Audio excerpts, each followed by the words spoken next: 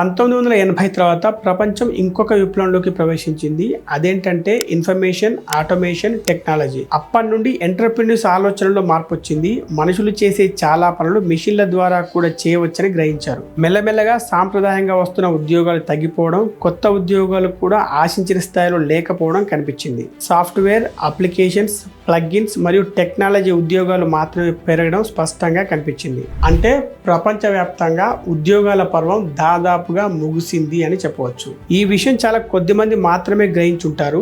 అలా గ్రహించిన వాళ్ళు రాని ఉద్యోగాల కోసం తమ విలువైన సమయాన్ని వృధా చేసుకోరు. ఇంత జరుగుతున్నా ప్రభుత్వాలకు, ప్రైవేట్ సంస్థలకు వందల వేల మంది ఉద్యోగులు అవసరం లేనప్పుడు మరి ఇంకా స్కూళ్లలో మంచి ఉద్యోగులు కావడానికి ఎందుకు ట్రైనింగ్ ఇస్తారు? 100 సంవత్సరాల క్రితం కంపెనీలకు ఏ పని చేయడానికి మనుషులే కావాలి, కానీ నేడు 70% మనుషుల పనుల్ని మిషనే చేస్తుంది. ఎడ్యుకేషన్ అంటే పిల్లల్ని భవిష్యత్తు కోసం సిద్ధం చేయడం. అంటే స్కూల్ ఇప్పుడు చేసేది మోసం అని ఎందుకు చెప్పకూడదు?